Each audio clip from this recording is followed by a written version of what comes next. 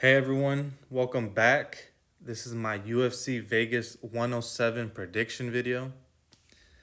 Before I get into the actual picks, I just want to explain why I do these videos. I'm not here trying to make money off CPM or YouTube views. That's not the goal. I make these because I love building long shot parlays and chasing big wins with small bets. That's what I enjoy. Betting smart, going big, going for that one big hit. These videos are part of my own record keeping and research. I use them to organize my thoughts, to lock in my reasoning, and I'm sharing them with everyone who's in the same grind.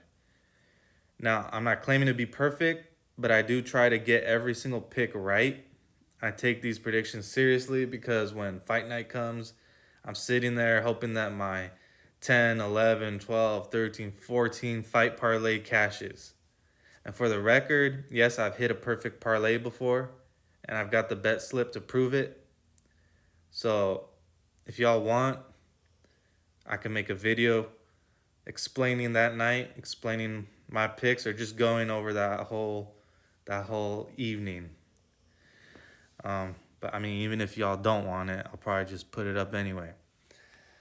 So with that said, if you got your own thoughts, notes, or see something I might have missed in a matchup, drop it in the comments. I appreciate that kind of discussion. You know, let's help each other get sharper. So anyway, let's get into the picks.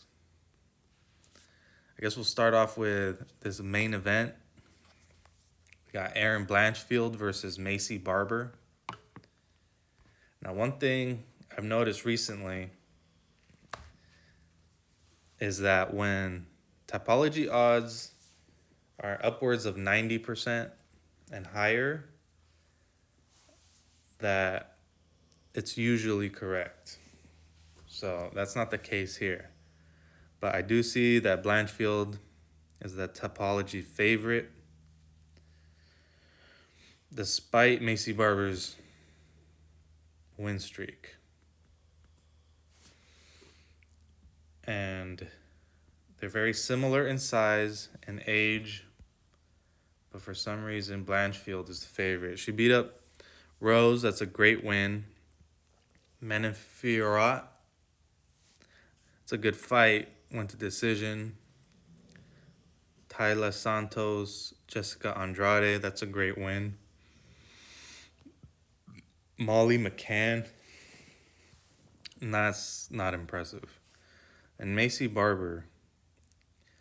Catlin Amanda Rivas. That's decent. Andrea Lee. Jessica I. Montana De La Rosa. I don't know. I mean, this seems like a toss-up, but for now I will side with Blanchfield.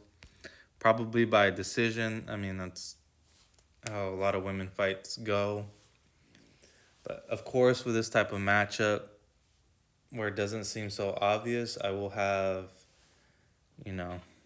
multiple parlays. And I'll have an completely identical one side by side. And with the only change is being Erin Blanchfield and Maycee Barber, just on either side. Next, Matthias Gamrot versus Ludovic Klein. Now here, I'm going with Matthias Gamrot. That seems like the obvious pick. I assume he's going to just wrestle at him the whole time. And he's generally pretty good at staying safe for the most part, avoiding big damage and just forcing his game on his opponent. I think he'll be able to do it again against Ludovic. Topology, they're on Gamrot's side as well, for the most part. The age difference, I don't think is much of a concern. At this point, they're 5'10", 5'7", Okay, whatever. I mean, that if anything, that should go to Gamrot's side as far as advantage. The odds are pretty even. Ludovic Klein, Roosevelt Roberts defeated Thiago Moises. I mean, we just saw Thiago Moises fight recently. He didn't look that good. Sorry about that noise. That's my dog.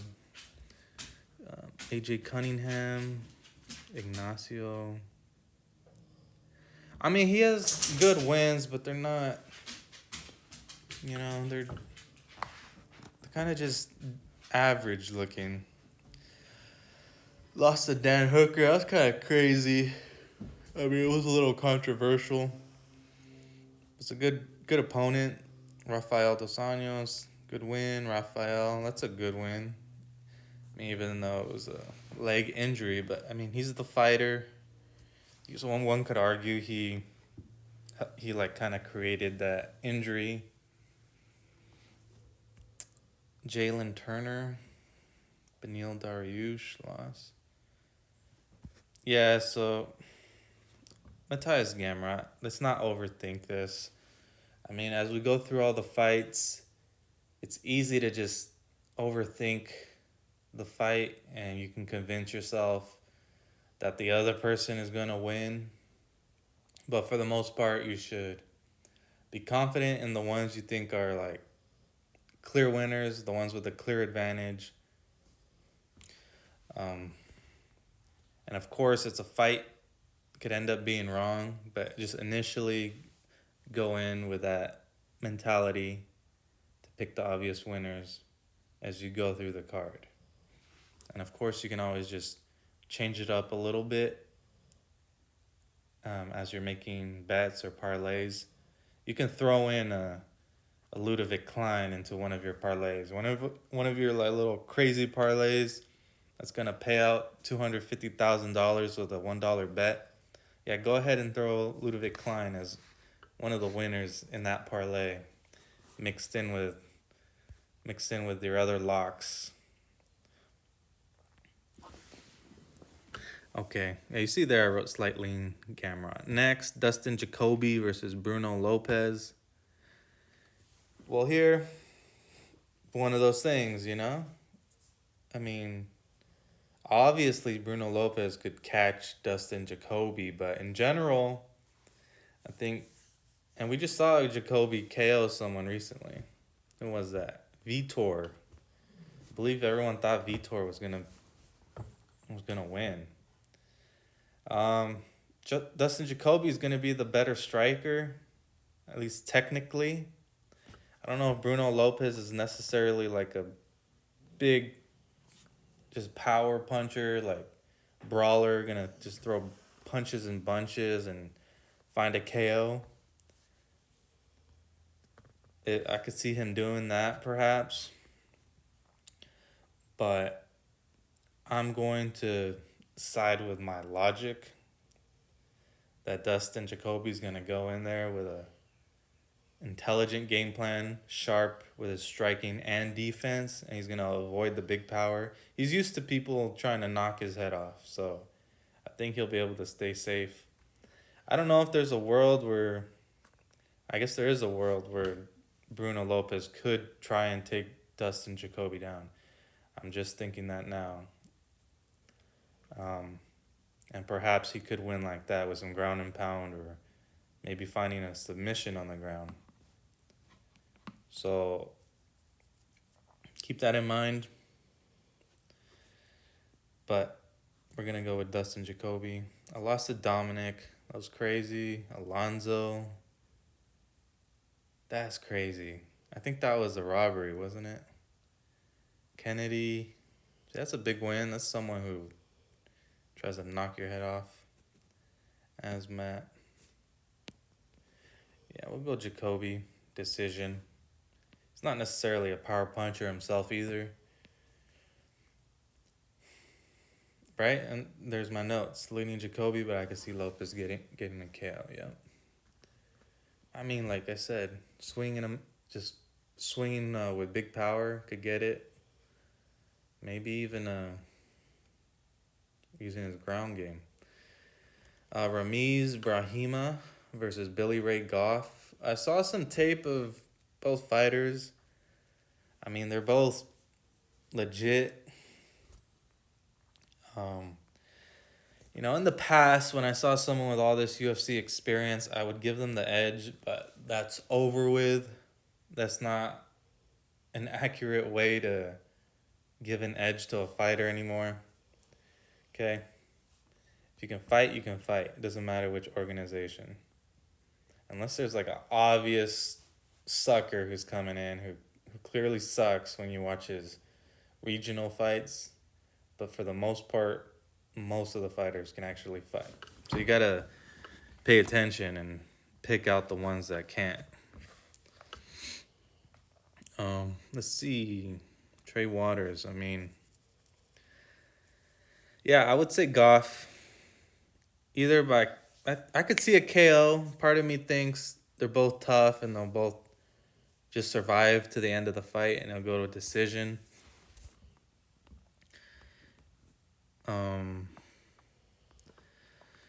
But yeah, I'm leaning Goff. I don't like that Rummy's alternates wins and losses so easily. And Billy Ray is coming off of a decision loss, so perhaps he's due for a victory here. I don't know why the Tapology is so adamant about a KO. Is it... I mean, I did say KO myself, but I didn't think it's that obvious that it's going to be a KO. Is he just going to go in there and knock his head off in round one? So it's a toss-up. Gonna have to think about this one more throughout the week. Yeah, I just said that round one, so let's go round one. Next, Zach Reese versus Dusko Todorovic. Now, yeah, initial instincts is this is almost a lock. That's what I wrote. Reese, KO. I could see a round one also. Let's see, man. This guy got knocked him out. Mansoor. Christian Leroy Duncan knocked him out. Cheedy knocked him out. And other than that, he beat up Jordan Wright. So he's able to get his own KOs. But, bro, if Zach Reese loses to this guy, it's going to be a little bit embarrassing. See, he lost as Azamat by KO. That was bad. Beat up Jose Medina, who's kind of a punching bag. Julian Marquez KO. I believe he's kind of up there in age, though. Cody Brundage beat him up by KO. Yeah, that's right. Wow. Now, and earlier I did say when the topology goes 90% or higher, I usually lately I've noticed that they're pretty spot on. So yeah, I will go Reese. One of these dudes has got to get KO'd, I would imagine. So I'll say initially my instinct says Reese is going to get the KO. He's going to be the winner.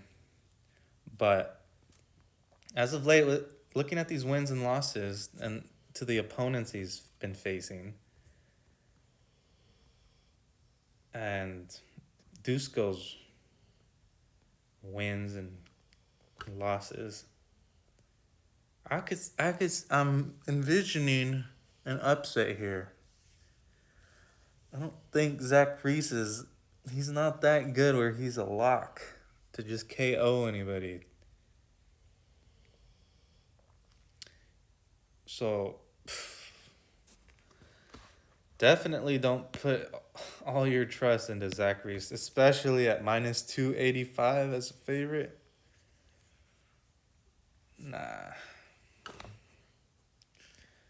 I'll definitely have Dusko as the winner. and some of my parlays. Sorry.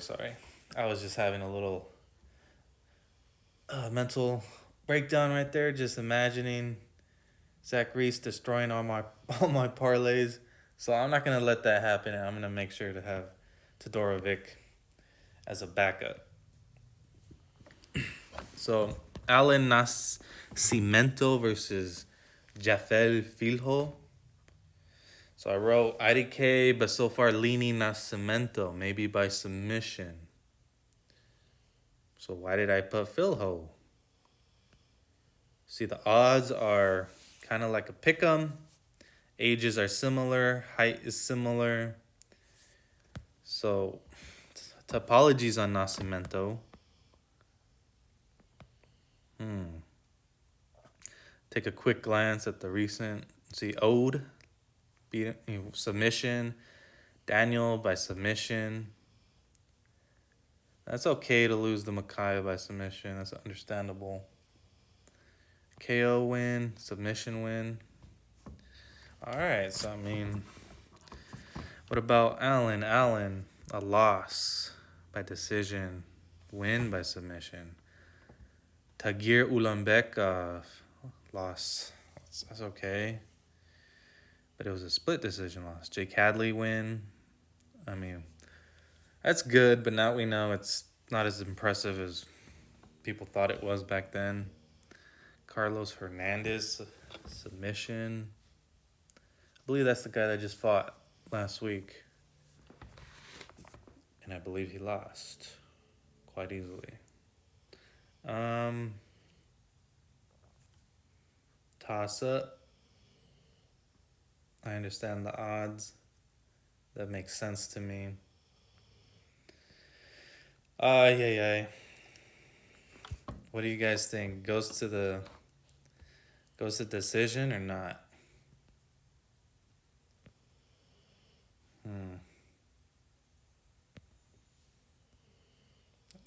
Topology thinks it goes to decision. So just pick your favorite.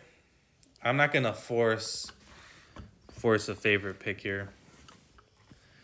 But I guess if I had to give the edge to one of these dudes, it's gonna be Filho. I think when I looked at it, it's gonna be Filho just based on his competition versus Allen. The only one I see here that I really like is Tagir Ulanbekov. So, yeah, let's go there. Perhaps a submission. Either of these, yeah. Let's move on. Next.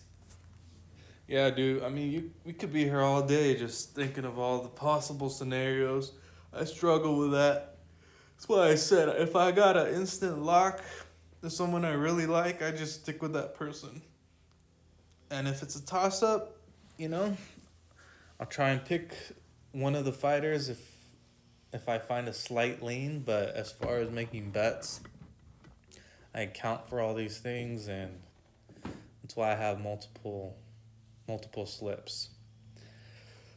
So here we got Maycee Chiasson versus Caitlin Vera. I wrote slight lean Chiasson for now, more of a pick'em. Similar age, weight, obviously. I mean, we don't know how much the weight changes when they get in there, but Chiasson has a slightly higher reach. Decent striker. Wow, yeah, she got that KO win. Submission win. Irene Aldana loss. Norma Dumont win. Yeah, okay, I remember. So her strength of schedule, as people like to say. The opponents she's been fighting, I believe, are better than Ketlin's. I mean, Misha Tate 3 years ago is still an old Misha Tate. Holly Holm 2 years ago is still an old Holly Holm. Those are your wins. And Raquel Pennington, you both lost to Raquel Pennington. Yeah, you took her to decision. I mean, that looks kind of good. Pani, I don't know who Pani is, but Chiasson submitted Pani, and you went to decision with Pani. Okay.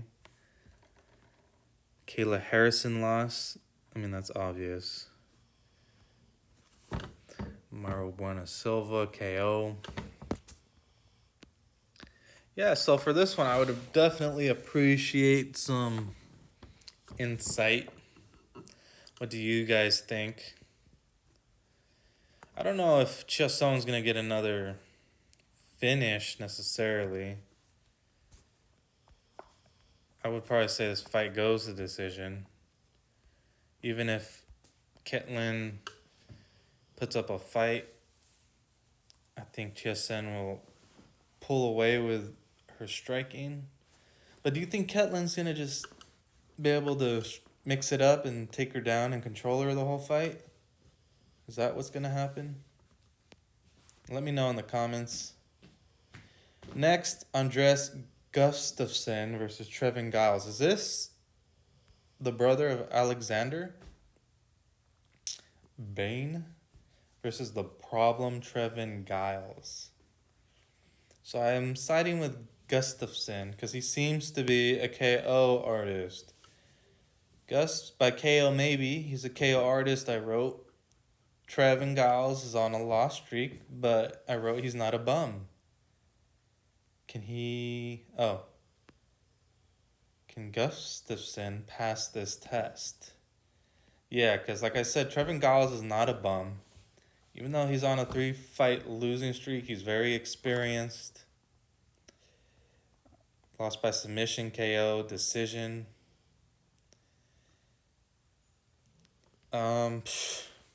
Yeah, this is going to be a big test. Because normally he just KOs everyone he fights. And like I said, these people are in other leagues. But you can't just discredit him for that. Like I said, anybody in these leagues these days, they can all fight. Just because you're not from the UFC doesn't mean you can't fight. So I'm going to lean Gustafsson by KO. And that's close to being like a solid, obvious pick for Tapology. But we'll see. I'll go KO round 1. Next, Jordan Levitt versus Kurt Holloway. Now, I'll admit I was a little bit at a loss for this fight. Because when I see the name Jordan Levitt, I don't give him a lot of credit. And I just immediately think the other dude's going to win. But I read something. Let's see. I wrote it in my notes. I wrote this fight's a toss-up. Holloway. I'm thinking Holloway, but Tapology says otherwise. Levitt. And I wrote, am I overthinking? Yeah, and someone else I saw wrote down that Holloway has less than 0% takedown defense. So, is this true?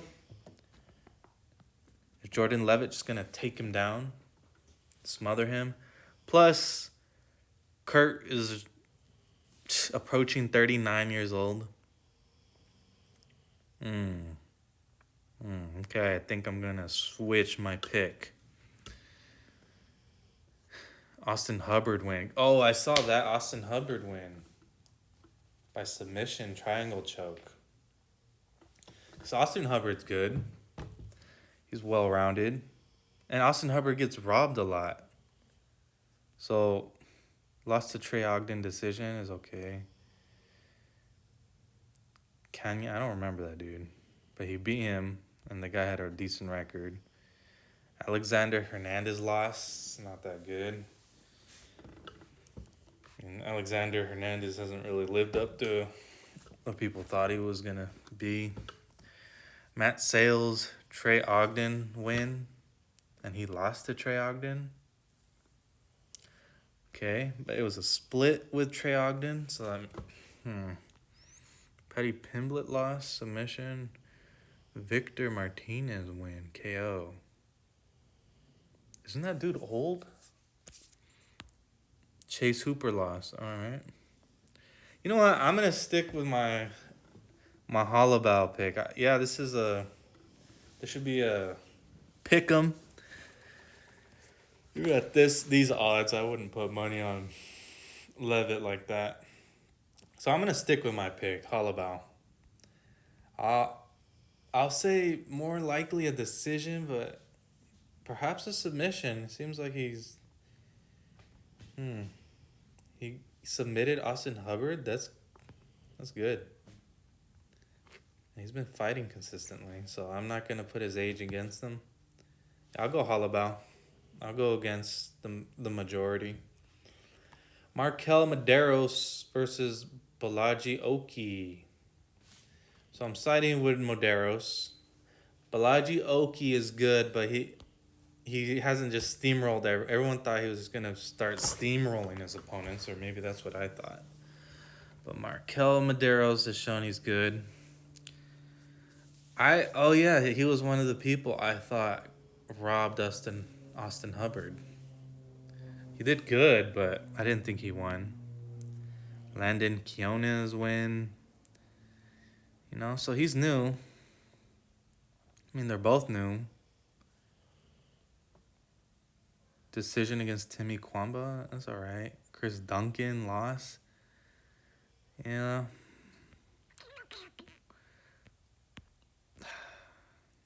I mean, great matchmaking if you're trying to confuse the betting public. Wow, Balaji Oki is the favorite as well. But Maderos is still the favorite in Topology.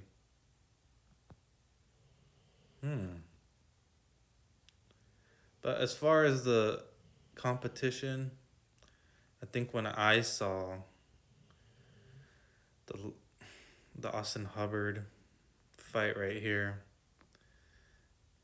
yeah, I give him the edge. So we'll stick with that, Maderos. I really don't know how this fight would end. Maybe one of the two will KO each other if they fight like that. Not, perhaps it'll go to decision. Who knows? I'll just say decision for now. And then Rayon Dos Santos versus Elise Ardeline.